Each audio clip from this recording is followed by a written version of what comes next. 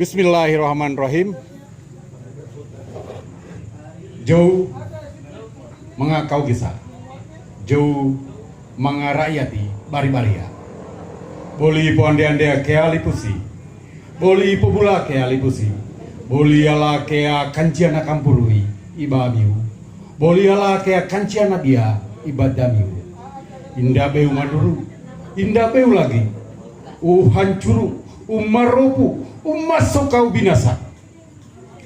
Angkea pinaimiu, angkea hancumiu, boli usowo momingi sabengkala, poe vangia kea, mo madakina isikadina, temodaki dakina liputasi. Tangkanapo. Assalamualaikum warahmatullahi wabarakatuh. Selamat malam rekan koja-koja. Malam ini kita sengaja berkumpul di Ancol Bas, di mana tempat ini adalah tempat yang cukup representatif buat teman-teman komunitas maupun teman-teman muda kita yang setiap malamnya melakukan koja-koja berbagai aspek. Dan malam ini saya sengaja hadir dan menghadirkan Bapak Wakil Wali Kota Bau-Bau, Bapak Laude Abdul Moniaze. Selamat malam Pak Wakil. Dan tentunya dengan teman-teman pelaku maupun pegiat pariwisata yang ada di Kota Bau-Bau, serta ada yang spesial malam ini, yaitu hadirnya salah seorang lurah dari Lurah Kadolomoko. Selamat malam Bu Lurah. Baik, malam ini channel Naba akan kita bahas mengenai pariwisata dan ekonomi kreatif. Itu berbanding lurus dengan Kementerian Pariwisata Republik Indonesia, di mana program-program Kementerian Pariwisata yang menginginkan supaya pariwisata dan ekonomi kreatif ini menjadi primadona di setiap wilayah NKRI. Ya, baik, malam ini tentu ada teman-teman pegiat. Perlu kami sampaikan bahwa di dalam acara koja-koja ini kami memang ingin fokuskan terlebih dahulu dengan satu tema, yaitu masalah bantaran kali atau disebut dengan Umalau Gena yang ada di Kota Bau-Bau. Nah, bantaran kali Kota Bau-Bau ini kita sudah lihat bersama bahwa potensinya sangat besar sebenarnya. Tapi hari ini kita lihat bahwa di sepanjang bantaran kali ini kita lihat ada perumahan-perumahan yang kumuh, yang kemudian ini menjadi PR kita bersama sebagai pegiat pariwisata, pemerhati wisata maupun pemerhati lingkungan. Karena di dalam kota kita ini masih ada tempat yang tidak enak dipandang mata, karena kali Kota Bau-Bau ini adalah sebagai pusat daripada Kota Bau-Bau. Inilah yang kemungkinan yang kemudian yang harus kita bicarakan malam ini, karena potensi yang ada dalam kali Kota Bau-Bau ini sangat luar biasa. Baik, untuk yang pertama kali saya berikan kesempatan kepada Bu Lurah ya, Bu Lurah, karena walaupun kita tidak bicara kali Bu Lurah ini, tapi saya inginkan ada satu momen di mana beliau hari ini menggagas sebuah spot pariwisata yang kemudian mudah-mudahan menjadi pilot project di dalam Kota Bau-Bau. Untuk itu kami persilakan Ibu Lurah. Enggak apa-apa. Ya, enggak apa-apa. Terima kasih banyak Pak Abah. Ya. Mohon izin Bapak Wakil Wali Kota Bau-Bau dan seluruh yang hadir pada pertemuan koja-koja hari ini. Mohon izin mungkin tadi dibahas masalah bantaran kali, tapi yang akan saya jelaskan adalah potensi yang ada di Kelurahan Kadolomoko. Ya. Di mana memang Kelurahan Kadolomoko itu salah satu kelurahan yang memiliki pesisir yang panjang ya, dari RW 1 sampai RW 4 itu memang kami memiliki pesisir, sehingga ketika juga saya awal masuk di Kelurahan Kadolomoko, ternyata memang di sana itu secara potensial bahkan setiap RW itu memiliki potensi yang unik. Di mana di RW 1 yang mungkin kita kenal dengan Bure Lama, di Bure Bawah, di situ saya melihat potensi wisata laut yang luar biasa karena perbatasan antara Kelurahan Kadoloko dan Baturo, di situ ada satu spot diving. Kemudian kita juga memiliki arus yang sangat tenang. Kemudian kalau kita lihat posisinya mungkin di situ banyak sekali yang bisa kita kembangkan karena selain lautnya juga yang cantik dan bersih, di situ juga masyarakat memang yang memiliki nilainya masih banyak, masih ada beberapa kelompok nelayan di sana. Terus yang kedua, di RW 2 di Kelurahan Kadoloko itu saya juga melihat betapa besar potensi UKM kita yang bisa kita kembangkan, baik itu ekonomi kreatif maupun industri kreatif. Kemudian untuk di RW 3 sendiri, di sana kami juga melihat potensi wisata budaya yang bisa dikembangkan karena sampai saat ini pun masih tokoh-tokoh ada di sana. Mungkin kalau kenal Bapak Kariu, Pak dan saudara-saudara beliau, di mana puluhan tahun budaya Buton itu dengan baik dan apik itu masih terjaga hingga saat ini. Pekandiana Mailu, kemudian Maludu dan berbagai ritual lain itu masih terjaga dengan baik. Itu di RW 3 sehingga memang kalau kita masuk ke Kelurahan Kadoloko itu dari RW 1 itu kita sudah merasakan memang situasi yang agak berbeda. RW 1, RW 2 dan RW 3. RW 3 itu cenderung lebih tenang karena mungkin tokoh budaya kita masih ada di sana dan sangat dipatuhi sama warga di sana. Kemudian kalau di RW 4 yang bisa kita lihat selama ini kan terkenal dengan Wantiro. Nah, Wantiro, air terjun, kemudian terminal, dan di sana juga ada sanggar, kemudian ada juga souvenir. Itu hampir semua terpusat di RW 4. Sehingga bisa kita katakan jika kita berbicara tentang pariwisata, wisata buatan dan wisata alam termasuk bisa saya ungkapkan di sini gua. Selama ini terkenal kan Gua Lanto. Ternyata setelah teman-teman kita Pokdaris melakukan penjelajahan, kalau bisa kita lihat di sana, ternyata kami menemukan juga ada 14 titik gua baru, baik itu gua kering maupun gua basah. Dan alhamdulillah kemarin karena koordinasi bagus dengan Dinas Pariwisata, kami juga melalui Pokdaris sudah mengambil titik-titik koordinat dari setiap gua untuk dimasukkan dalam Ripada, sehingga harapan kami memang di situ wisatawan dengan minat khusus bisa menikmati. Cuma memang PR-nya masih sangat besar. Iya, PR-nya. Masih banyak kami butuh pembinaan, pengembangan SDM, kesadaran masyarakat. Karena namanya juga wisata kan, kita berbicara apa yang dilihat dan apa yang didengar dan apa yang bisa dibeli.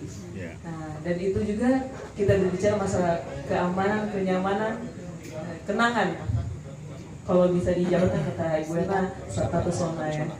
Nah, cuma menjabarkan konsep Sabta Pesona ini dari kami ke masyarakat, memang itu sudah menjadi PR yang tidak ringan, tapi bukan berarti tidak mungkin karena secara puluhan tahun mereka sudah berada di situ dan hidup dengan potensi itu. Tinggal bagaimana menghidupkan kembali potensi ini dan menyadarkan masyarakat, ibaratnya kalian punya tambang emas di samping kalian, kenapa tidak digali, kenapa tidak dimanfaatkan. Mungkin itu sedikit Abah yang saya jabarkan. Terima kasih. Baik, terima kasih Bu Lurah. Tadi gambaran tentang potensi Kadoloko. Nah, itu hanya pembuka saja dari koja-koja kita malam ini. Tapi yang paling penting bahwa koja-koja malam ini kita ingin potapakti. Artinya kita ingin minta pendapat dari teman-teman semua yang pemerhati wisata, pemerhati aircraft juga begitu. Tapi sebelumnya perlu kita ketahui bersama bahwa kita sekarang ada hadir pemerintah Kota Bau-Bau, dalam hal ini Bapak Wali Kota, Wakil Wali Kota Bau-Bau. Mudah-mudahan jadi Wali Kota, Pak. Karena saya sudah disebut Wali Kota. Ya, amin, amin. Ya kita aminkan ya. Bagaimana Bapak memandang Kota Bau-Bau saat ini, di mana potensi seperti yang kita tahu bahwa potensi wisata kita ini cukup besar sebenarnya. Apalagi kemarin kita sudah lakukan yang namanya fokus forum group discussion ya di Keraton. Itu kita bicara mengenai trigger atau magnet Kota Bau-Bau, yaitu Benteng Keraton Buton. Tapi di lain pihak ada juga beberapa spot-spot wisata yang bisa juga menjadi magnet daripada Kota Bau-Bau itu sendiri. Kira-kira harapan Bapak terhadap para teman-teman yang pegiat pariwisata ini, bagaimana terkait dengan persoalan bantaran kali ini. Kemarin teman-teman kita sudah koja-kojakan Pak dengan teman-teman pelaku pariwisata termasuk pegiat pariwisata bahwa bantaran kali ini adalah salah satu sumber spot pariwisata yang cukup besar. Saya kira barangkali Bapak bisa memberikan sedikit gambaran-gambaran tentang itu. Silakan Pak. Ya, terima kasih. Assalamualaikum warahmatullahi wabarakatuh. Yang Saya hormati sumber kehidupan. Abah ya, sebagai inisiator, host, bukan ghost ya. Iya, host. Kadang-kadang untuk orang tertentu ghost nih. Ya, jadi satu kesyukuran karena saya diundang di forum koja-koja ini. Saya sudah lama mendengar ada komunitas koja-koja. Saya cuma bisa melihatnya di channel YouTube, yang terkonek dengan Facebook. Ya. Dan alhamdulillah tadi saya dikontak oleh Abang untuk hadir. Jadi saya perlu mengklarifikasi, mungkin saya belum bisa hadir sebagai kepala pemerintah. Ya, Tapi paling tidak saya ingin mendengar dan berbagi dengan teman-teman sekalian kira-kira bagaimana pengembangan kota ini dari kacamata budaya dan pariwisata. Untuk kita ketahui bersama bahwa Bapak Dr. Rais Amir MH dalam 2 periode kepemimpinan beliau mencanangkan sebuah visi besar, yaitu ingin membangun Kota Bau yang maju, sejahtera dan berbudaya. Jadi kata budaya ini menjadi garis bawah yang harus dibawahi. Kebetulan ya connect dengan diskusi kita malam hari ini. Saya secara pribadi melihat memang kebudayaan belum menukik dari penjabaran visi itu, dan itu juga sudah dilihat persis oleh Bapak Wali Kota, sehingga Bapak Wali Kota Bau mencoba untuk memunculkan sebuah OPD khusus.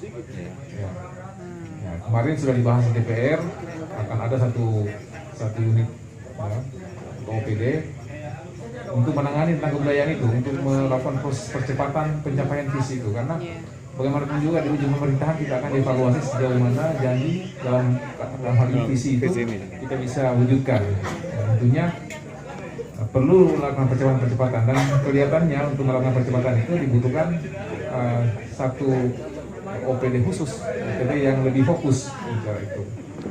Dan keinginan teman-teman ini saya kira akan disambut baik oleh pemerintah, karena memang membangun pariwisata, ekonomi kreatif itu harus digotong royongkan, harus dikolaborasikan oleh semua pihak. Pemerintah pasti hanya mencoba membuat desainnya seperti apa, kemudian pihak-pihak harus mengisinya. Sebagai informasi kepada kita semua, Bapak Wali Kota akan melakukan sebuah diskusi besar dengan beberapa staf khusus. Ya, ada yang beberapa dari Jakarta, para profesor yang punya latar belakang kesejarahan, punya latar belakang ahli sejarah saya. Ada yang bergerak di bidang ekonomi, pembangunan kawasan, ya, dari beberapa pakar. Itu diskusinya nanti hari Sabtu sore jam 3.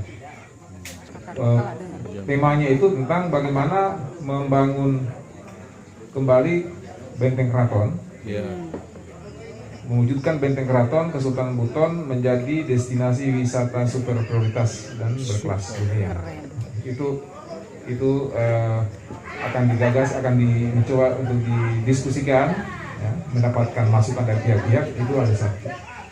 Kaitannya dengan Kali Bau, saya kira tidak bisa dipisahkan bahwa peradaban Benteng Keraton, peradaban Buton, peradaban Mulyo saat itu tidak bisa dipisahkan dengan Muara Kali Bau. Karena Kali Bau adalah akses masuk. Saya percaya bahwa pendatang-pendatang yang kita percaya bahwa Kesultanan Buton itu dibangun oleh para pendatang. Hampir bisa dikatakan kita tidak punya penduduk asli sebenarnya. Tapi adalah pendatang-pendatang yang berteduh karena gelombang, karena cuaca, karena badai, kemudian membangun komunitas-komunitas. Dan untuk bisa mencapai puncak itu pasti tidak berlewat darat, tetapi pasti lebih menggunakan jalur sungai ini. Dan saat itu memang masih sangat mungkin dan masuk akal. Mengapa? Karena sampai dengan tahun 60-an saja itu muara Sungai Bau-Bau masih bisa masuk finish yang muatan puluhan ton masih bisa masuk. Sampai ke sini. Karena memang belum ada jembatan, tapi tingkat kedalaman kali ini memang masih cukup dari itu. Sehingga ini benar-benar menjadi alur masuk. Jadi ini bagian dari peradaban itu sendiri. Jadi ketika kita ingin membangun kembali benteng keraton, itu tidak bisa dipisahkan. Karena kalau ini dipisahkan atau diabaikan, itu tidak lengkap kita membangun kembali sebuah kebudayaan benteng keraton. Karena ada faktor penopang pembentukan kebudayaan itu atau peradaban itu itu terputus, hilang. Karena orang akan mengatakan terus peradaban yang dibentuk di sana melompat. Sehingga kalau misalnya kita ingin membangun di sana, maka harus kita menata menjadi satu kesatuan yang tak terpisahkan antara membangun kembali atau merekonstruksi ulang tentang bagaimana benteng keraton sebagai destinasi berkelas dunia itu dengan jalur ini.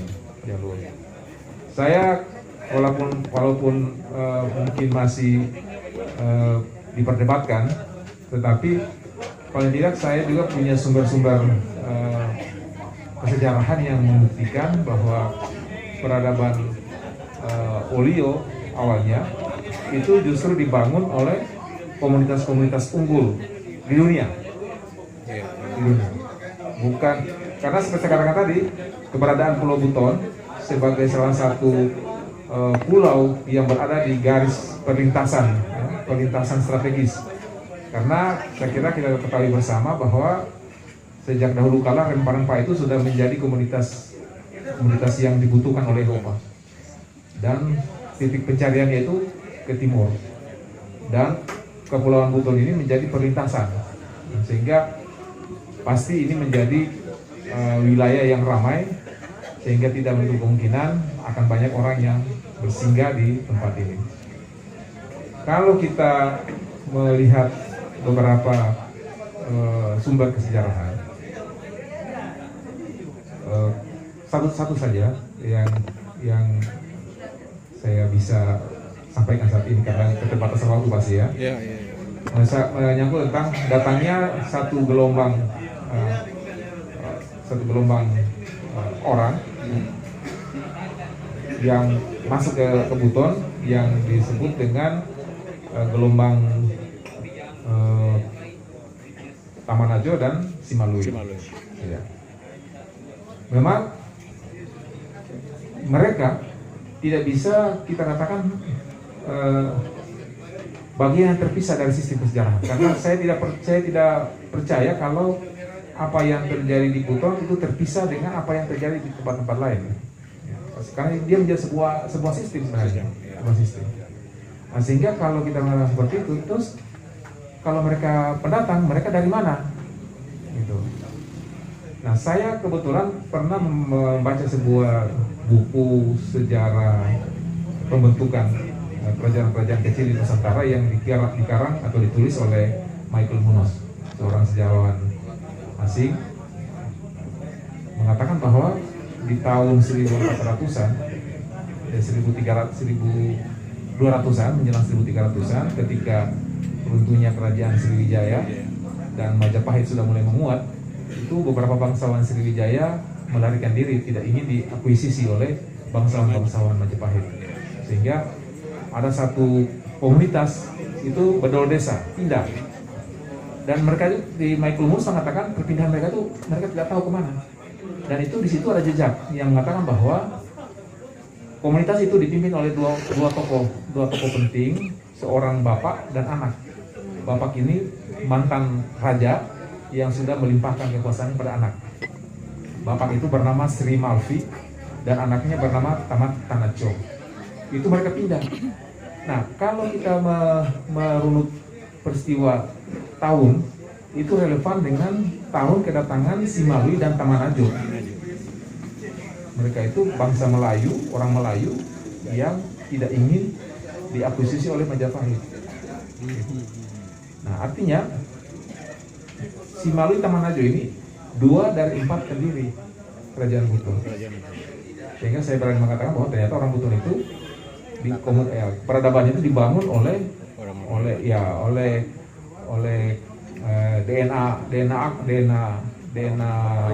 unggul itu. Ya, karena raja-raja. Itu baru satu, dan belum lagi yang lainnya. Saya kira saya punya bukti tentang kita tulis tentang peristiwa-peristiwa itu. Nah, sehingga saya sangat tertarik kalau kita ingin membangun kembali peradaban Buton, dalam hal ini membangun kembali kemegahan benteng keraton kita dengan membangun jalur peradabannya. Saya bukan melihatnya dari sisi fisik, tapi justru akan berdampak pada sisi mental. Karena ketika kita bisa membangun kembali, merekonstruksi kembali lokasi sejarah, itu tanpa sengaja sebenarnya kita membangkitkan sebuah semangat. Ya. Dan semangat itulah yang menyebabkan sebuah bangsa menjadi maju unggul. Sebagaimana orang Jepang selalu mendoktrin dirinya turunan Raja Matahari. Kemudian sebagaimana bangsa saudara-saudara kita dari Makassar yang mengatakan bahwa mereka adalah turun dari pemanurung, turun dari langit. Nah, itu semua sebenarnya memompa semangat bahwa mereka sesungguhnya masyarakat unggul. Nah, kalau kita mencoba merekonstruksi itu, kita akan mendapatkan sebuah kesimpulan yang pasti bahwa kita juga adalah masyarakat unggul. Tentunya keunggulan kita bukan untuk mengakuisisi atau apa namanya, tapi itu menjadi sebuah semangat pembakar bahwa kalau mereka dulu bisa unggul, mengapa generasi hari ini tidak bisa menjadi manusia unggul di kawasan ini. Jadi saya sekali lagi sangat mengapresiasi keinginan teman-teman, karena saya tahu persis pemerintah punya banyak keterbatasan. Kalau semua pihak berkontribusi, saya kira cita-cita kita akan pasti bisa lebih cepat kita wujudkan. Ya, jadi sekali lagi saya belum bisa mengatakan mewakili pemerintah, tapi paling tidak beberapa informasi penting yang saya tahu akan kita bagi di sini. Saya juga akan banyak belajar dari saudara-saudara sekalian, teman-teman sekalian, tentang bagaimana gagasan-gagasan yang teman-teman akan tawarkan. Ya, dan itu pasti akan menjadi bahan buat saya ketika ada pembahasan di internal pemerintah. Karena saya sangat percaya apa yang saudara-saudara akan sumbangkan kepada pemerintah itu pasti akan menjadi perhatian pemerintah untuk dijadikan bahan dalam menyusun sebuah kebijakan pengembangan kebudayaan dan termasuk pengembangan pariwisata dan ekonomi kreatif di daerah kita. Saya kira itu sekali lagi terima kasih sudah diajak di forum yang terhormat ini. Terima kasih Pak Munianse. Beliau walaupun tidak mewakili pemerintah, tapi saya yakin bahwa kehadiran beliau di tengah-tengah kita adalah merupakan semangat yang luar biasa Pak Munianse terhadap komunitas kita, komunitas anak muda, komunitas pemerhati wisata maupun pegiat wisata, yang mana bahwa kedatangan beliau itu cukup memberikan kita semangat yang luar biasa. Terkaitan dengan apa yang disampaikan oleh Pak Muni tadi, bahwasanya persoalan budaya kita itu memang harus kemudian menjadi fokus daripada pemerintah hari ini. Itu pula yang menjadi fokus daripada Kementerian Pariwisata hari ini, yaitu persoalan 3 program yang dikeluarkan oleh pemerintah, yaitu masalah inovasi. Ya, inovasi ini sebenarnya yang berkaitan dengan persoalan-persoalan seperti budaya di dalamnya, yaitu tarian, ada fashion ya di dalamnya. Oleh karena itu saya sangat apresiasi betul Pak Munianse bisa hadir dan memberikan kita arahan dan tentu wejangan-wejangan yang luar biasa.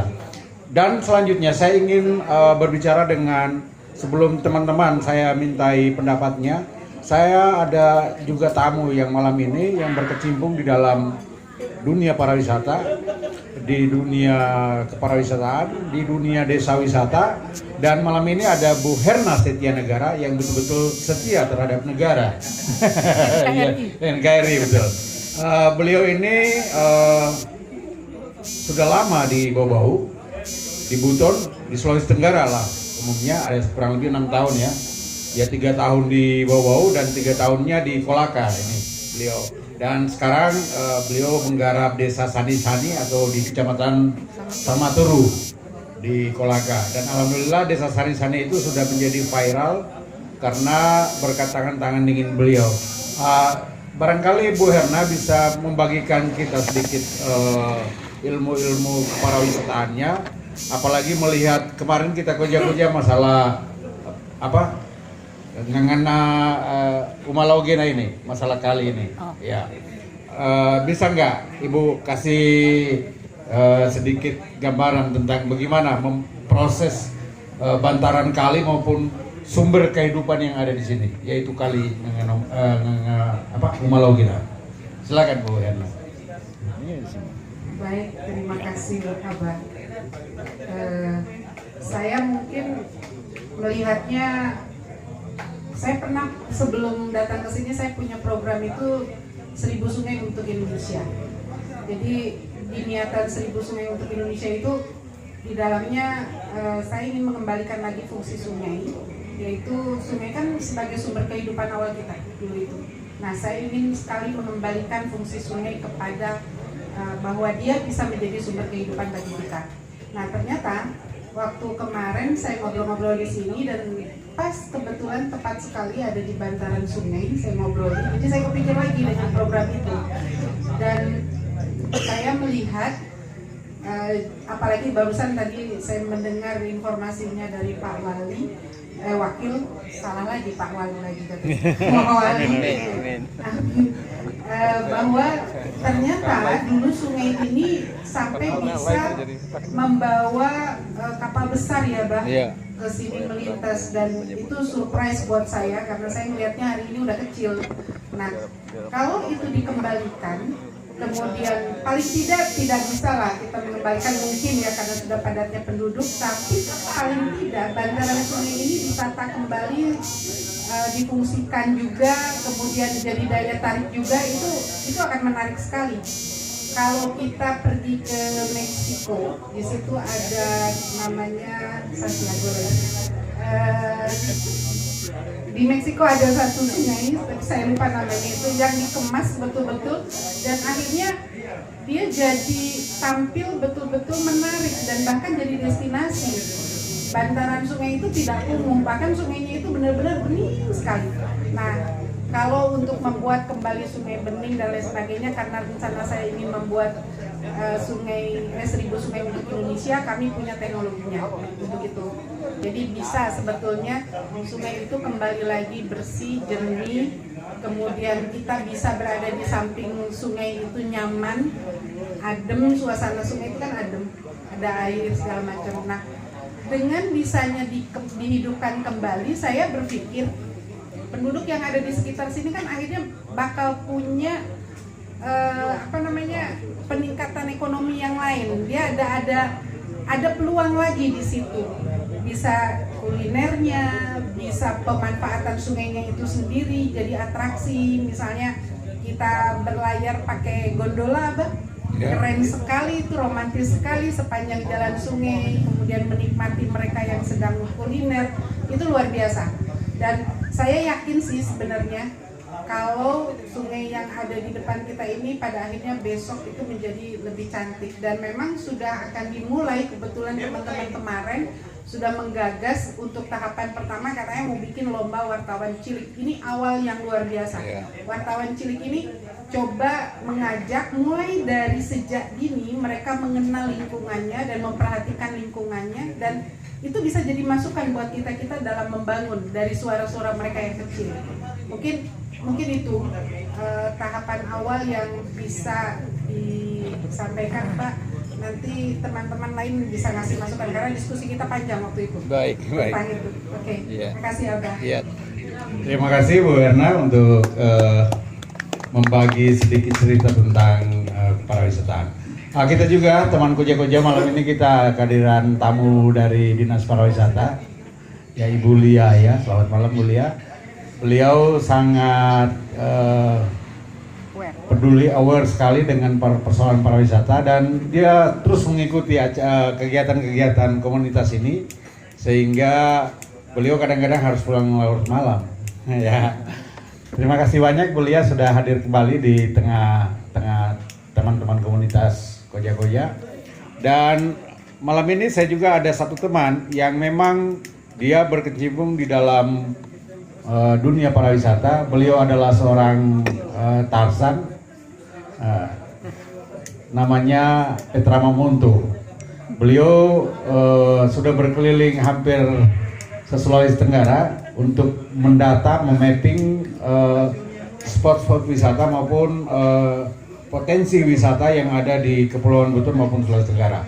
Dan malam ini sebenarnya kita Koja-Koja ini hanya kemudian menghimpun beberapa pendapat dari teman-teman, walaupun goalnya itu kita inginkan adalah persoalan bantaran kali yang akan kita mulai di awalnya. Tapi baik, Bung Petra barangkali bisa menceritakan bagaimana potensi pariwisata yang ada di Kepulauan Buton. Silakan Pak Petra.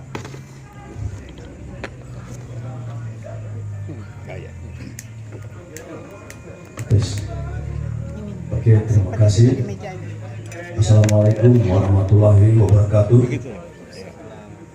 Selamat malam yang saya hormati Bapak Wakil Wali Kota Bau. Saya punya kanda sama-sama aktivis ya lingkungan dengan pelindungan hutan. Ya, sekarang beliau sudah menjadi wakil dan mudah-mudahan cita-cita kita bisa diteruskan. Ya, menata hutan. Baik, saya apresiasi sekali buat acara ini, terutama Abah sebagai penyuara untuk Koja-Koja, juga Ibu Hernia. Bukan hernia penyakit. Ibu Herna Ya, Ibu Herna. Ya, dan sudah berbagi sedikit tentang pentingnya lingkungan untuk wisata sungai. Ya, jadi saya sudah bisa menangkap ya seperti apa mimpi bagaimana menjadikan Bobo sebagai wisata, ada wisata sungai yang memang perlu diperhatikan.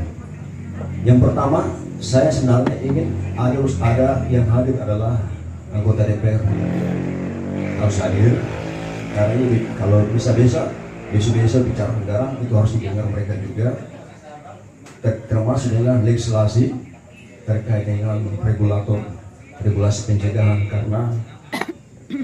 karena semua yang kita impikan itu perlu ada pencegahan, ada undang-undangnya, ada peraturan untuk menjaga keaslian alam, menjaga semua kegiatan alam, kegiatan wisata, baik desa wisata atau sebagainya. Itu perlu sekali ada regulasi pencegahan. Ya, saya sebagai bagian dari konsultan pariwisata, juga sebagai pelaku pariwisata.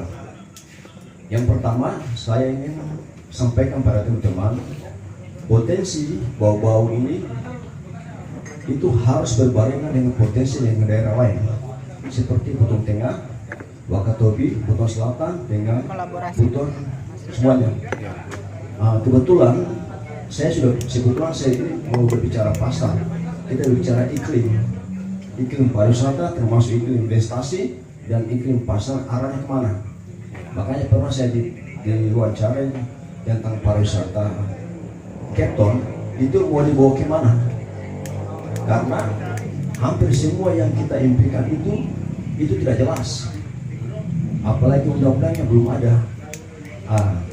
Kalau potensi untuk bau-bau itu saya lihat ada 3.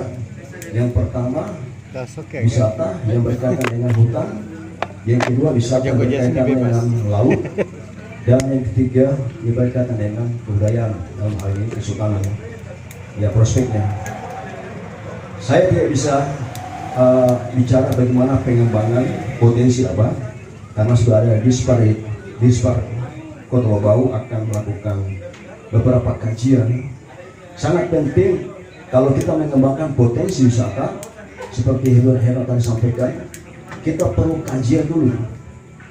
Jangan sampai yang kita rancang ini tidak sesuai dengan karakter pariwisata butuh seperti apa, khususnya Kota Bau.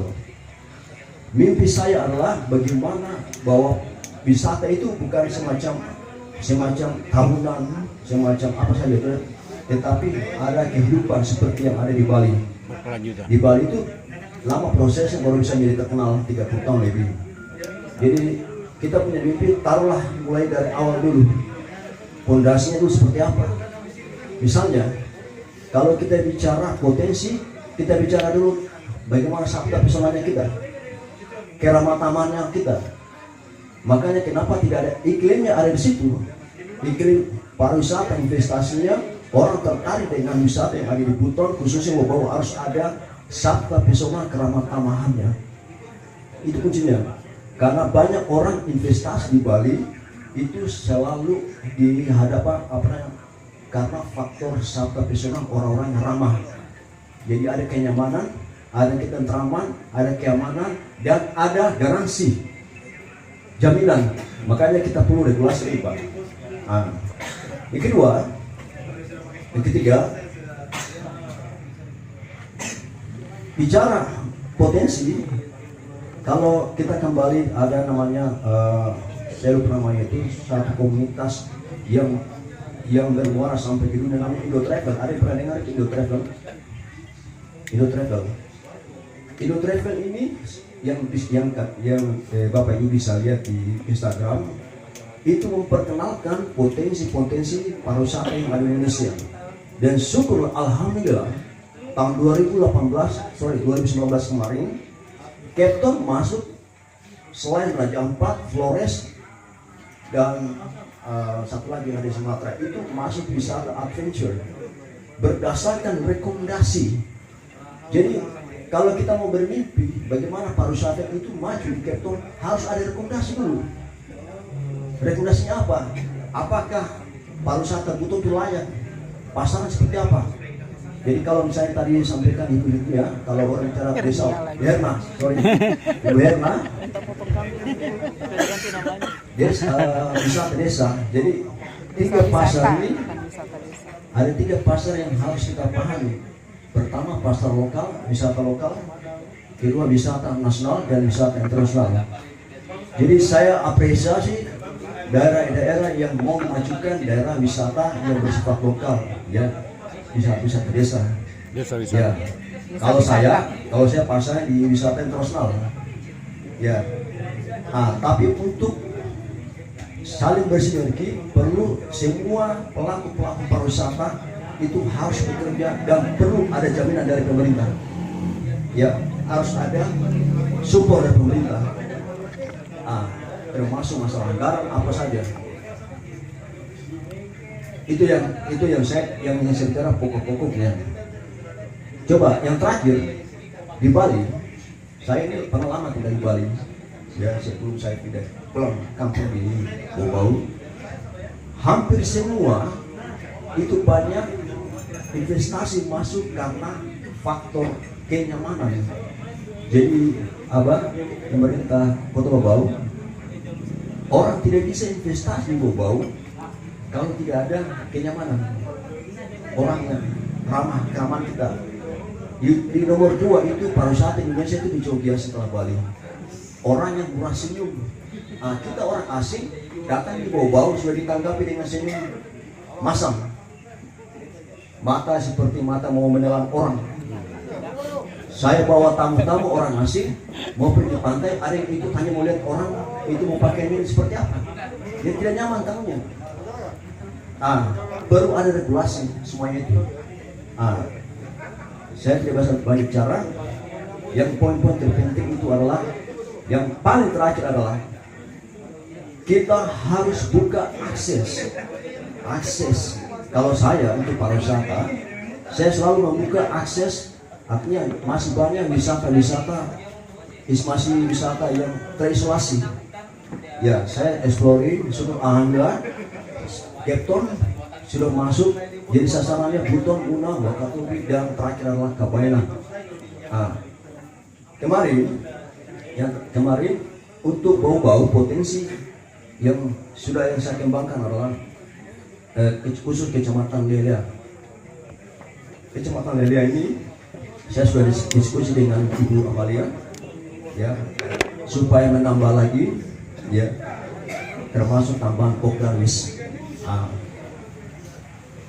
Ada Pak, namanya Goa Walanda, zaman Belanda, dan di sampingnya itu ada gua yang masih ada tulisan-tulisan zaman. Jadi saya belum tahu apakah itu sama dengan yang Kaburi. Masih di dalam gua itu masih ada coretan-coretan gambar yang tempo dulu. Yang saya dengar dari orang tua ini yang kita mau telusuri. Makanya saya lagi gua pemetaan. Ya, itu salah satu contoh bahwa penting sekali semua pelaku kita harus belajar bagaimana kita membuka isolasi sehingga bisa terisolasi. Tujuan kita ini adalah supaya kita menciptakan lapangan kerja, kita menciptakan kehidupan ekonomi wisata seperti apa dan sebagainya. Saya kira begitu, hanya poin-poin penting yang saya sampaikan mulai dari awal sampai yang terakhir. Yang terpaling penting adalah kami pelaku-pelaku pariwisata membutuhkan regulasi pencegahan, Pak. Karena kalau tamu-tamu yang kita bawa, misalnya, oke lah kita bilang snorkeling, hutan rusak semuanya, tidak ada keuntungan, Pak. Dan kita rugi. Kita bawa tamu, sampah-sampah juga kerusakan, semua kita rugi. Jadi saya kira begitu, Pak. Terima kasih. Wassalamualaikum warahmatullahi wabarakatuh. Terima kasih Bung Happy atau Petra Mamundo, yang memang dia salah seorang pegiat pariwisata. Kita sebut dia juga adalah Tarsan Kota Bau-Bau, ya, karena beliau ini malang melintang mencari, kemudian menghidupkan potensi-potensi wisata yang terisolasi. Dan saya kira di acara Koja-Koja ini sebenarnya ingin juga mengajak seluruh pegiat pariwisata agar tidak bersembunyi, supaya muncul semua teman-teman pegiat pariwisata kita untuk kemudian bagaimana pariwisata Cape Town ini dikemas dengan baik. Tentunya pengemasan itu yang seperti disampaikan oleh Saudara Petra, perlu adanya regulasi dari pemerintah sehingga pegiat pariwisata itu merasa aman. Ya, baik pegiatnya maupun para wisatawan itu juga aman dalam melakukan kegiatan kepariwisataan. Baik, saya kira percakapan dan koja-koja kita malam ini perlu ada tanggapan dari pemerintah, bukan pemerintah, dari rekan kami. Saya sebut rekan saya, adik saya juga beliau, yaitu Pak Munianse. Walaupun beliau tidak membawakan atas nama pemerintah, tetap minimal ada tanggapan balik dari apa yang disampaikan oleh Saudara Petra tadi. Saya kira waktu dan tempat kami persilakan Pak Muni. Silakan Pak. Ya, terima kasih Pak. Jadi saya kira kita sudah mendengarkan tadi harapan dari pegiat pariwisata, dan mungkin nanti akan ditambahkan oleh rekan kita Lia mungkin bisa bikin informasi lebih detail, karena setahu kami bahwa pada beberapa bulan terakhir itu sudah pemerintah Kota Bau-Bau sudah membangun sebuah dokumen yang disebut dengan rencana induk strategis pengembangan pariwisata. Saya di sini. Mudah-mudahan dokumen itu benar-benar bisa menjadi skenario bagaimana mengembangkan pariwisata di Kota Bau. Mudah-mudahan seperti itu. Karena saya juga melihat bahwa dokumen itu lahir dari proses yang panjang dan juga sudah melewati beberapa tahapan, termasuk di dalamnya adalah uji publik. Jadi pasti sudah memuat masukan-masukan dan harapan-harapan para pegiat pada khususnya dan masyarakat Kota Bau pada umumnya. Sehingga saya percaya bahwa apa yang menjadi harapan dari para pegiat itu skenario besarnya sudah ada di rencana induk strategis pengembangan pariwisata di Kota Bau. Ya, makasih Pak Moni, saya undang barangkali Ibu Lia di dekat-dekat saya sini, ya, untuk menambahkan apa yang disampaikan oleh Pak Moniansyah. Bisa kita ganti tempat, ya. Nggak apa-apa, Abah di tengah sini. Koja-koja kita santai aja ya. Abah Ada di Bu tengah Lia, saja. Bu Lia di sini, ya. Atau saya di tengah ya. Dikawal, toh. Jadi dikawal oleh Sri Kandi cantik. Kebetulan hari ini hari Kartini, jadi Nah, kebetulan hari ini hari Kartini ya. perempuan-perempuan diberikan tempat yang Mestinya yang semestinya. Terima kasih para Kartiniku. Ya, pemirsa Koja, tadi kita sudah sama dengarkan pembahasan kita tentang masalah pariwisata dan tentunya kita inginkan ada regulasi di dalam kegiatan pariwisataan Kota Bau-Bau khususnya. Hadir di tengah-tengah kita Ibu Amalia dari Dispar Kota Bau-Bau. Barangkali Ibu bisa memberikan gambaran sekaligus tanggapan apa yang disampaikan oleh Saudara Petra Mamonto. Silakan Bu. Terima kasih Kakak Abah. Abang. Iya. Ya, saya mungkin kebetulan pimpinan saya ada di sini. Jadi saya meneruskan perintah beliau. Iya. Saya sudah menghindar tidak mengatakan. Iya. Terkait regulasi ya, benar seperti yang disampaikan oleh Pak Moni barusan bahwa kita sudah dalam proses prolegda menuju penetapan Perda rencana induk pengembangan pariwisata daerah. Dokumen ini sudah tuntas disusun tahun lalu revisinya, dan ini akan menjadi induk pengembangan pariwisataan kita secara menyeluruh. Mungkin akan saya paparkan sedikit tentang bagaimana sih perwilayahan dan konsep di dalam Riparda itu. Sedikit saya bocorkan meskipun belum dipublikkan ya. Jadi di Riparda itu kita membagi Kota Bau-Bau menjadi 2 destinasi. Jadi dibelah oleh sungai. Merujuk pada konsep awal Kesultanan. Jadi yang di sebelah atas destinasi Surawolio dan sekitarnya, kemudian yang di ini daerah destinasi Wolio. Dari 2 destinasi itu kemudian kita menetapkan 5 kawasan strategis pengembangan pariwisata, kawasan strategis. Yang utama, yang super prioritasnya itu adalah Keraton dan sekitarnya. Nah, kenapa kita menyebut dan sekitarnya? Persis seperti yang disampaikan Pak Moni tadi bahwa Keraton ini tidak berdiri sendiri. Ada Badia di sekitarnya, ada Lamangga, Wajo, mungkin saya dikoreksi Ada Waborobo. Ya, dan sampai ke titik mengikuti sungai ini. Jadi yang sudah didiskusikan rekan-rekan dalam seminggu ini untuk mengembangkan sungai itu, dia termasuk dalam kawasan strategis Keraton dan sekitarnya. Ini masih kawasan utama kita. Terus yang kedua itu kita punya kawasan strategis Batu Sori dan sekitarnya. Ini bertujuan untuk mendukung pengembangan jembatan Butamuna. Jadi rencana pengembangan sana. Selanjutnya ada lagi Libuto Makasu, kawasan strategis Libuto Makasu dengan berbasis bahari Pulau Makassar, dan ada Wasampararuna berbasis ekowisata dan agrowisata. Alhamdulillah kita telah menekan MOU dengan KPH untuk pengelolaan 105 hektar jasa lingkungan pariwisata. Dan sedang dalam proses tahun ini penambahan lagi 30 hektar di kawasan Gonda. Kalau yang 100 ini di kawasan Kaisabu, Kareo Baru. Nah, itu untuk di kawasan strategis Wasamparona yang meliputi Surawolio dan sekitarnya. Selanjutnya ada kawasan strategis Topa dan sekitarnya. Penamaan ini mungkin kita berusaha lekatkan ke nama awal, ya, biar lebih menarik dan kemudian lebih menarik juga. Topa dan sekitarnya ini mencakup bahari, berbasis bahari. Itu dimulai dari perbatasan. Sudah ada gua di perbatasan, mungkin Robin kebetulan membantu kami. Sempat sudah ada penelusuran gua baru di sana, cukup menarik. Terus Gua Moko sampai ke Titik Nirwana, naik ke atas ke Simpang 5. Ini satu kawasan besar. Nah, 5 kawasan ini didukung oleh 8 KPPK, kawasan pengembangan pariwisata. Nah, Kadolomoko termasuk salah satunya. Kadolomoko ya. Kadolomoko ya. Harus.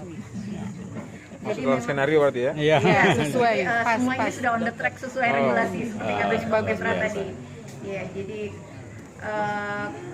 ini tidak terlepas juga dari regulasi yang sudah ada sebelumnya. Kan ini menuju Perda, kalau Riparda. Kita sudah ada perwali pengembangan penetapan kelurahan berpotensi wisata yang kita sebut sebagai limbo wisata. Ya. Limbo wisata. Di situ ada 5 tambah 12, 17 limbo wisata. Ya. Dan 2 yang kita fokuskan ini dua-duanya termasuk juga di perwali mediator. Jadi secara regulasi kita sudah benar-benar terlandasi baik perwali maupun Perda. Tidak itu saja, sedang dalam proses pengusulan pula kita perwali daya tarik wisata. Itu ada 227 daya tarik. Wow. Ya. Keren. Termasuk di Keren banget ya. Pak Petra yang semangat tepuk tangan, padahal beliau ini termasuk kontributor besar. Iya. Utamanya daya tarik yang berlokasi di tengah-tengah hutan. Pak Petra yang mensurveikan kami koordinat-koordinatnya. Alhamdulillah 227 itu sudah dilengkapi dengan dokumentasi, sudah dilengkapi dengan koordinat. Iya. Jadi, itu akan sudah dalam proses pengusulan. Alhamdulillah sekarang sudah masuk ke bagian hukum Perda. 227 objek. 84-nya berada di Kraton. Jadi memang secara daya tarik harus kita akui Paling banyak sangat ya. potensial Kraton kita ini. Selanjutnya apa sih sebenarnya yang sudah dilakukan? Oh, masih terkait Riparda, saya lupa satu lagi. Terkait pasar tadi pakai saya. Ya. Jadi di Riparda itu kita mengatur bahwa pasar kita itu 70% untuk bangsa regional, 25% nasional, dan mancanegara itu 5%. Ya. Jadi mungkin Kok nggak pede ya? ya. Kok nggak pede ya?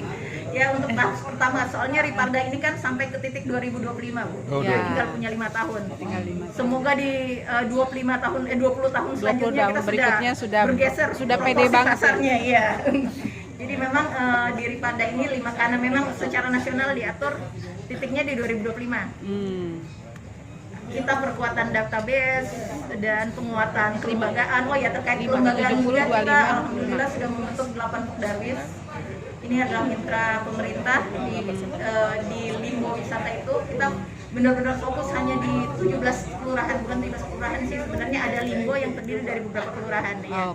Jadi di daerah-daerah itu biar seperti arahannya Pak Kementerian bahwa kita harus fokus, ada yang menjadi prioritas-prioritas, jangan semuanya dilakukan secara bersamaan ya. Nah, kita sudah ada 8 Pokdarwis, saat ini sedang dalam proses pembentukan 3 Pokdarwis lagi, termasuk yang tadi ya, yang lea-lea ya, sudah dalam proses pengusulan. Besok ya kita bangun Pak. Secara kelembagaan seperti itu. Kemudian secara sumber daya manusia.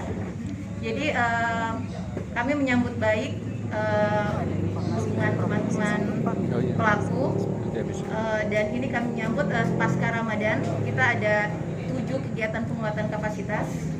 Jadi hal-hal yang relevan dengan rencana pengembangan kita di Kadolomoko dan di Bantaran Sungai ini kita bisa langsung kita sincing untuk masuk pelaku. Jadi temanya itu mulai dari pengembangan desa wisata. Ya, saya sudah mohon juga Bu Herna bisa mendampingi prosesnya. Terus ada penguatan inovasi kuliner, kuliner, karya, sudah ada juga fashion. Kalau kami bahas, kalau perlu kita berlokasi di sini. Itu ada 7 tema. Jadi kami komitmen dari dinas untuk pengawalan akan menjadi prioritas. Keren nih Ibu. Keren banget. Bahagia nih Ibu, tenang nih Ibu. Kemudian pemandu. Beberapa pemandu kita ini alhamdulillah Kota Bau-Bau dikaruniai SDM yang hebat-hebat. Jadi sayangnya seperti Bang Petra tadi bilang bahwa kita perlu legalisasi ya. Jadi sertifikasi, pengawalan untuk sertifikasi tetap akan kita lakukan biar pemandu kita ini benar-benar profesional dan siap untuk at least menangani 25% nasional dan 5% internasional. Jadi tahun ini juga kita ada proses pengawalan untuk sertifikasi pemandu-pemandu kita yang sudah memang profesional. Jangan lupa CHSE. Baik. Iya. Terima kasih Bu Amalia, Bu Lia. Tadi sudah menjelaskan kita tentang apa sih sebenarnya yang akan dilakukan oleh pemerintah kota dalam hal ini Dinas Pariwisata. Banyak sekali item yang sudah disebutkan oleh beliau dan itu merupakan sebuah kebanggaan buat kita pelaku-pelaku pariwisata bahwa kita dijawab dengan regulasi, insya Allah kemudian. Kita sudah bicara banyak tentang pariwisata. Kita juga harus bicara mengenai ekokraft. Ya, ekonomi kreatif ini penting juga dalam menunjang kepariwisataan kita. Ya, salah satu tempat yang kita duduki hari ini adalah salah satunya adalah yang bisa menyerap begitu banyak tenaga kerja, yaitu Rumah Kopi Ancel Bus. Kebetulan ownernya Pak Bustam bisa hadir ya di sini. Pak Bustam, bisa kita mintai sedikit pandangannya tentang pengolahan rumah kopi, di mana konsepnya tentu berbeda dengan konsep rumah kopi yang lain. Karena yang lain itu menggunakan nama kafe, padahal nama kafe itu sendiri kalau menurut orang Buton sangat tidak benar, sangat negatif. Karena Karo Bunafeli, Pak, bukan Karakinafeli, Karo Bunafeli. Ya, Uncle Bus ini tidak menggunakan istilah kafe, tapi menggunakan rumah kopi. Dan mudah-mudahan saja saya menyebutnya Lontana Kava Konte. Ya, Pak Uncle Bus, boleh berdiri, boleh baring, silakan memberikan ya. Komunitas Uncle Bus ini luar biasa banyaknya. Setiap malam bisa hadir di sini kurang lebih 50 sampai 100 orang atau beberapa komunitas yang datang berkunjung di rumah kopi ini. Dan kegiatan mereka luar biasa. Ada game, ada minum kopi, dan gamenya ada olahraga catur, ada olahraga bridge, ya. Ada meeting dan koja-koja tentang bagaimana kemudian hidup dan menghidupkan gitu. Ya, Uncle Bus, silakan. Oh, gantian, Ibu Lia, gantian sama Ibu Lia ya. Ibu Lia minta maaf. Ya, kita punya koja-koja ini memang begini nih, santai. Ya, nanti teman-teman komunitas kalau mau tanggapan atau mau bertanya silakan ya, nanti dikasih kesempatan. Nggak apa-apa. Ini branding kita. Iya. Yang mau demo silakan. Ini kenapa owner dari Uncle Bus ini pakai celana pendek terus? Karena almarhum Bob Sadino sudah sudah lewat. Sekarang ada Bob Sadino-nya. Silakan Bu Uncle. Terima kasih. Konsep kopinya. Saya harus bilang terima kasih dulu buat Abah, channel Abah. Iya. Juga ada Pak Wakil di sebelah kiri saya, biasa saya panggil Bang Modi. Juga ada kakak saya di sebelah kiri sana. Dan seluruh kawan-kawan yang sudah ada di sini, juga ada Robin, editor kami. Dan semua kawan-kawan yang sempat hadir di rumah kopi Ancel Bus malam ini, selamat malam buat Anda. Semoga terus berbahagia dan bisa berinteraksi satu sama lain dan bisa berbagi kebahagiaan. Baik, mungkin ya konsep rumah kopi yang ya saya sedikit sehingga banyak pengunjung. Rumah kopi ini dulu didirikan pada tahun 2016, kurang lebih warung kopi ketiga di Kota Bogor. Nah, saat itu kita coba berpikir dari semua warung kopi yang ada di Kota Bogor, kita ingin punya punya pembeda begitu. Yeah. Kalau di tempat lain menggunakan kafe, warung kopi dan seterusnya, kita mengambil satu pilihan yang berbeda, yaitu rumah kopi. Karena dari rumah itu kita beranalogi bahwa ketika Anda datang di sini, maka Anda tidak kurang lebih Anda datang di rumah sendiri. Paling tidak rumah kedua kira-kira seperti itu. Karena kita juga mendorong konsep pertemanan, persahabatan dan persaudaraan ada di rumah kopi. Itu yang pertama, Bang. Ya, konsepnya ya sudah itu. Kemudian bagaimana kemudian kopi ini yang menjadi brand kopi.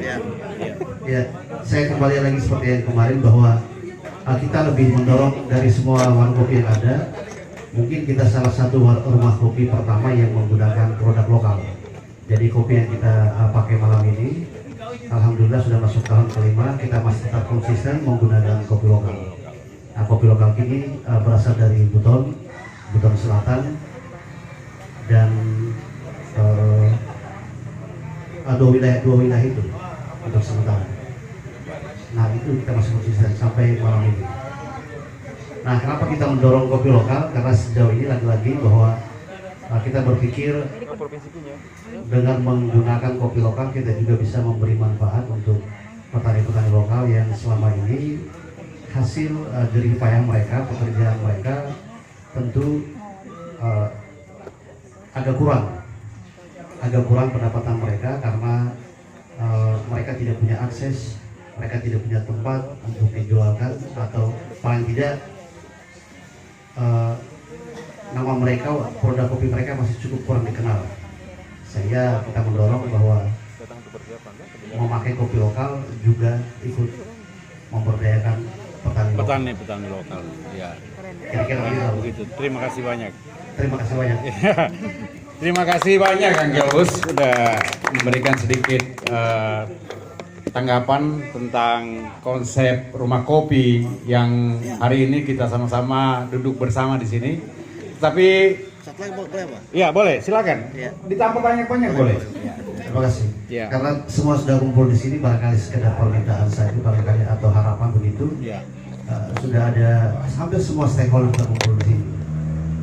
Dan tadi saya sempat mendengar dari semua penyampaian informasi, bahkan data yang sudah terdelivery di sini. Saya berpikir bahwa kota Bau-Bau ini komplit lah. Komplit ya. Semua potensi ada. Sudah begitu jaraknya dekat-dekat lagi. Dekat. Gitu. Nah, kok jaraknya dekat, potensinya ada. Kita punya pemerintah melalui SKPD terkait teknis, juga punya kawan-kawan pemerhati. Nah, pertanyaan saya atau harapan saya barangkali apa soal atau masalah apa yang sedang kita hadapi saat ini sehingga impian kita bersama belum bisa terimplementasi secara nyata. Nah, kita berharap dari mimpi-mimpi ini kemudian bisa terwujud secara nyata, lalu bisa memberi pengaruh ekonomi terhadap masyarakat luas. Kalaupun juga belum secara besar manfaat yang bisa kita beri, paling tidak orang-orang yang berada di sekitar objek wisata itu. BT Keraton luar biasa. Hari ini saya harus bilang hampir belum ada manfaat ekonomi terhadap masyarakat lokal. Itu peninggalan leluhur. Nah, kita hanya bisa bicara bahwa itu benteng terluas, tetapi whatever lah, gitu. Nextnya apa? Nah, saya kira-kira itu harapan orang kecil seperti saya, berharap pengelolaan potensi yang ada di kota Bau-Bau ini bisa dimanfaatkan sehingga semua orang bisa, masyarakat kota Bau-Bau khususnya bisa berbangga bahwa saya orang Bau-Bau. Nah, saya apatis juga, ada juga orang apatis di luar sana. Saya mau jadi orang Bau-Bau di Bau-Bau. Apa yang dibanggakan? Apa yang mau dibanggakan? Iya. Ya. Nah, di warung kopi ini hampir setiap hari saya ketemu orang-orang, tamu-tamu. Kadang bilang, wah Gus, di Bau-Bau ini tidak ada perkembangan, tidak ada perubahan. Tidak ada perubahan. Betul. Malah justru kita kembali ke belakang. Sementara potensi yang kita miliki ini sangat memenuhi syarat. Lalu kita hampir setiap saat ketemu, diskusi lagi dan diskusi lagi. Diskusi menghasilkan diskusi. Saya meyakini bahwa diskusi yang dilahirkan ini tentu melalui pemetaan, identifikasi yang teman-teman lakukan sehingga diangkat menjadi sebuah tema diskusi. Dan ini bukan hal pertama. Ini terus-menerus bergulir. Bahkan mungkin temanya juga hampir sama. Kalaupun beda ya kira-kira goalnya sama. Begitu. Nah, kira-kira begitu, kira-kira mimpi saya mau menjadi orang bangga menjadi masyarakat kota Bau-Bau. Terima kasih. Luar biasa sekali Kang Gelbus. Terima kasih banyak atas masukannya. Di sini ada Mr. Robin. Ya, nanti saya minta juga saya potapaki sama beliau. Ya, saya minta pendapat dari beliau. Tapi sebelumnya bahwa ada informasi penting juga dari provinsi yang kemudian ini menjadi bahan koja-koja kita sebenarnya. Barangkali Ibu Herna yang terima langsung pesan dari provinsi yang kemudian akan hadir di Kota Bau-Bau dalam jangka waktu 1-2 hari ini. Ya. Silakan Bu Herna, silakan. Terima kasih, saya nambahin lagi sedikit ya. Saya dapat informasinya begini. Di yang sudah masuk SK Desa Wisata di provinsi itu ada 101. Kemudian Podarbis itu ada 116. Nah, SK Podarbis yang sudah masuk. Yang jadi pertanyaannya adalah bagaimana caranya supaya SK Desa Wisata ini ataupun SK Podarbis ini memang betul-betul akhirnya bukan hanya sekedar SK jadi selembar kertas saja, tapi memang akhirnya bisa berfungsi kemudian dan bisa menjadikan program itu nyata, bukan hanya sekedar SK saja. Nah, kemungkinannya mereka sedang berpikir seperti ini karena terus terang saya sampaikan sama pihak provinsi bahwa kalau kita mau membangun satu kawasan, baik itu desa atau limbo ataupun Podarbis, kita mau dampingi, itu nggak bisa kita tinggalkan. Harus benar-benar didampingi. Karena kalau misalnya tidak didampingi, produk pariwisata ini kan barang baru. Sementara keseharian kita, masyarakat kita, itu kalau tidak bertani ya nelayan. Tiba-tiba harus dimasukkan tentang program pariwisata, mau nggak mau, dia nggak bisa dilepas, harus betul-betul didampingi. Dan akhirnya dijawablah dan akan ada yang namanya pendampingan untuk pariwisata nantinya, dan itu akan sedang diformulakan seperti apa bentuknya untuk bisa menjadi pendamping bagi Podarbis maupun desa wisata. Dan akhirnya kalau sudah ada pendampingan yang memang konsisten terus menerus, insya Allah itu bisa berhasil. Karena saya melihatnya juga seperti itu, waktu saya dampingi 2 desa di Kolaka itu nggak bisa memang ditinggal, harus betul-betul ditemani, apalagi menerjemahkan Sabta Pesona itu ternyata nggak gampang.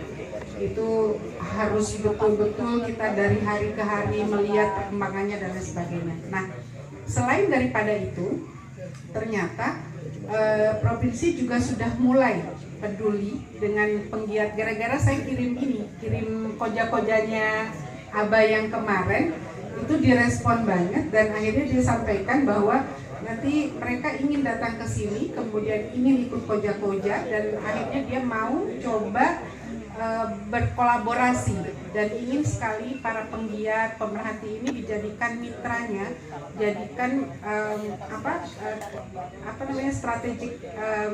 partner strategiknya provinsi untuk bisa dapat masukan-masukan bagaimana caranya menumbuhkan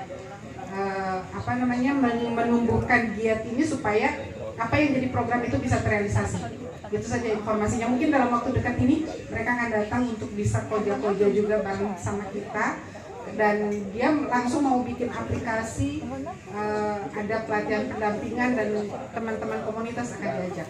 Bagaimana dengan pendamping desa? Apa hubungannya nanti dengan Podarbis dengan pendamping desa? Apa Anda ya bertabrakan ini?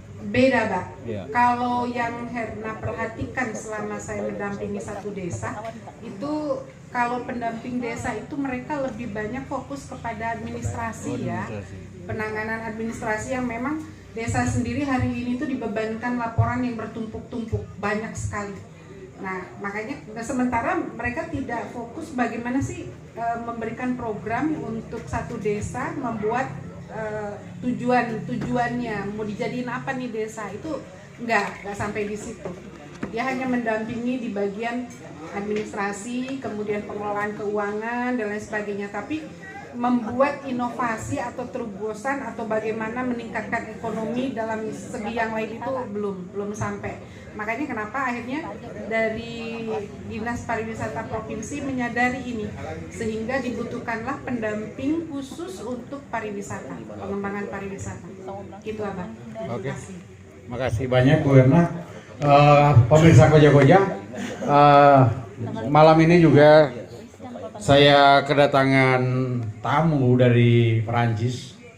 Beliau adalah salah satu master diving, cave diving ya, Mr. Robin. Good night atau good evening?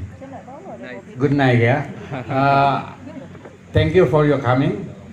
Minta maaf saya punya bahasa Inggris potong-potong ini. Walaupun anaknya dulu mantan anak guru bahasa Inggris. I want your opinion in Bau-Bau, yeah, About tourism. about tourism in Bau-Bau and Cape Town. Exactly. Okay. Thank you.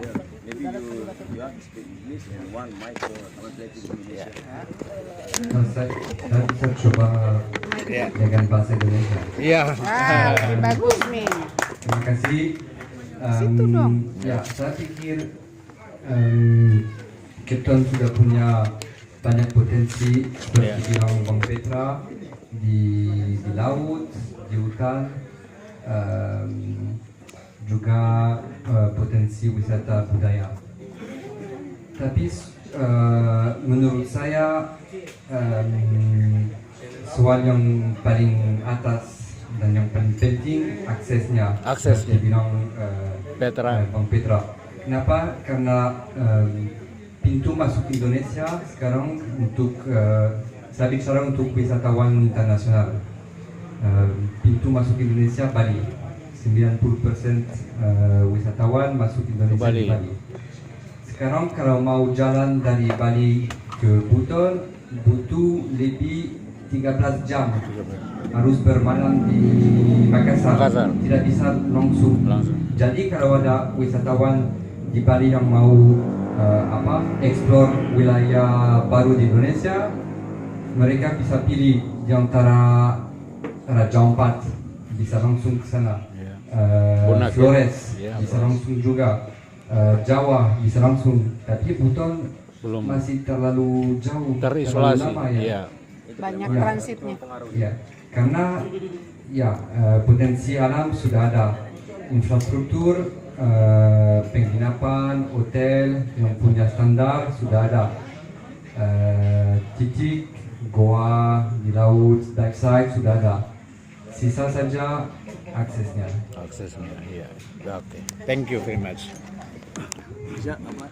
Ya, terima kasih Mr. Robin. Dan saya kira barangkali ya translate langsung ya. Tapi beliau tadi sudah bahasa Indonesia sudah mengerti kita. Tapi barangkali Bung Petra bisa tambahkan sedikit tentang apa yang dimaksud dengan Mr. Robin.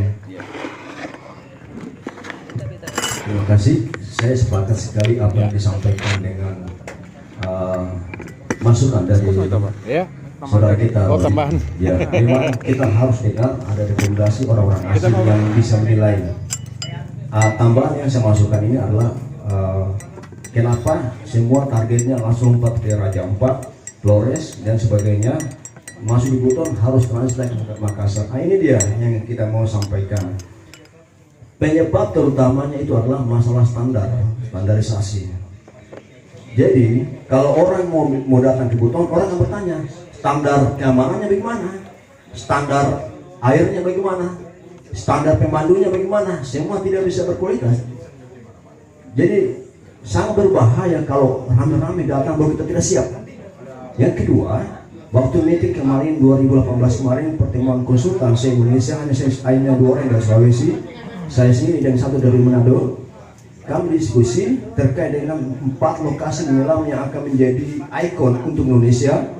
Yang pertama Raja Ampat, Wakatobi, kemudian Flores dan Bali. Sisanya itu tambahan. Lalu saya berpikir cepat.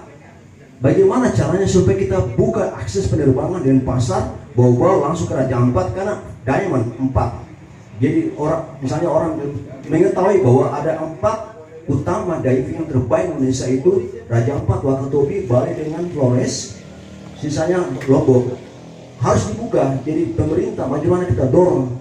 Jadi harus ada sinergi antara pemerintah satu sama lain supaya standar itu naik, supaya standar itu didorong sehingga rekomendasi penerbangan tidak harus berhenti di Makassar, tetapi harus berhenti Denpasar, Bau-Bau, Raja Ampat.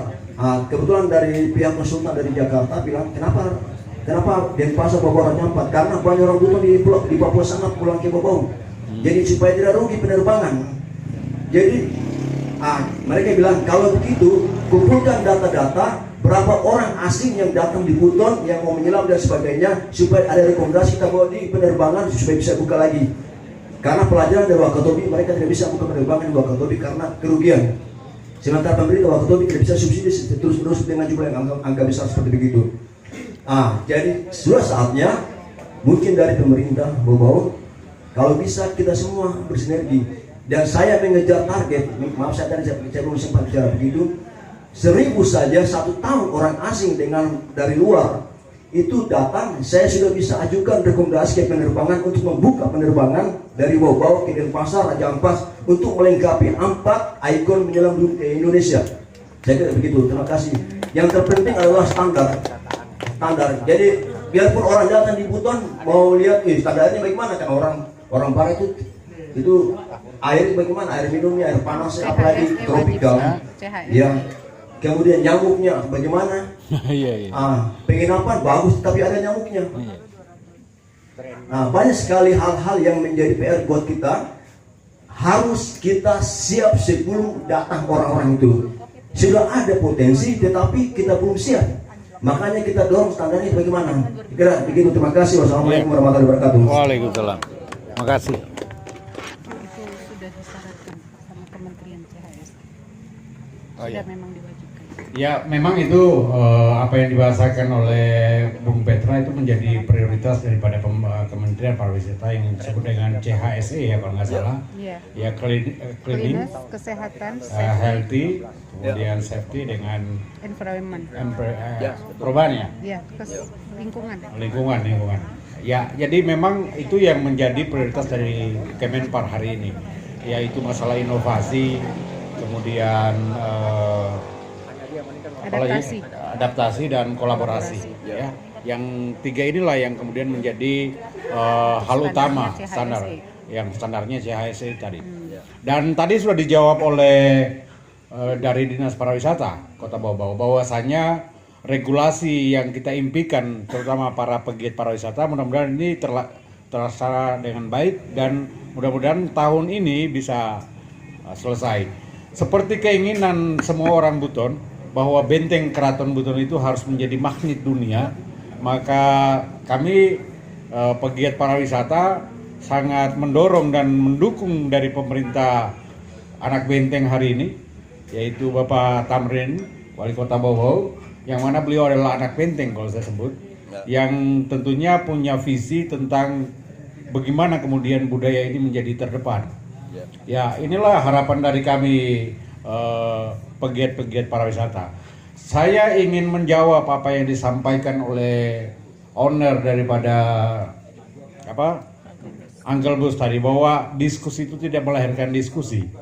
Ya, keinginan kita semua pasti seperti itu, bahwa kita selama ini terus berteriak bagaimana pariwisata ini kemudian menjadi perhatian utama pemerintah Kota Bau-Bau khususnya dan pemerintah Provinsi Sulawesi Tenggara.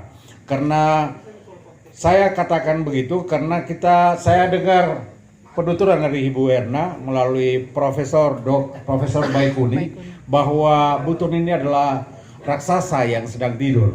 Ya, berarti banyak potensi kita yang kemudian belum tergali dengan baik. Ya, teman koja-koja, malam ini mungkin kita tidak akan koja-koja selanjutnya karena masih ada part selanjutnya.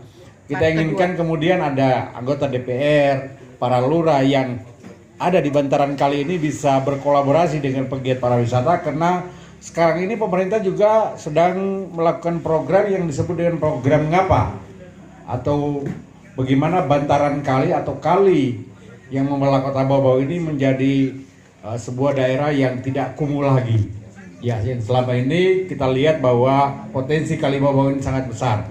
Jadi dari Piri Muhammad sampai dengan Muara Mara itu adalah luar biasa sebenarnya.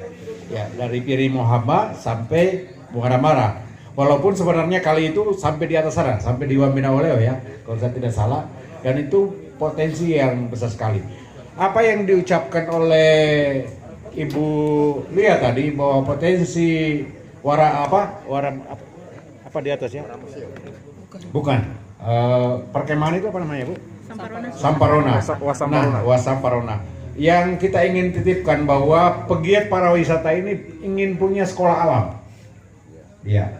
Sekolah alam ini juga sebenarnya Ya, Bung Petra ketawa dia begitu kita sebut sekolah alam. Ya teman-teman pasti setuju dengan ini, dan barangkali dinas pariwisata yang terkait, karena kita bicara tentang pariwisata maka sekolah alam juga perlu kita bentuk, karena di mana kita bisa mendidik sejak dini tentang bagaimana mencintai lingkungan, dan tentu saja ada kegiatan-kegiatan kepariwisataan di dalamnya. Baik teman koja-koja sekalian, saya kira kita cukupkan karena waktu yang terlalu singkat, karena sebentar lagi kita akan menghadapi sahur ya. Jadi koja-koja kita malam ini kita cukupkan, waktunya cukup besar banyak ya Pak Direktur, ya 1 jam ya. Terima kasih atas perhatian Anda. Wassalamualaikum warahmatullahi wabarakatuh dan selamat malam.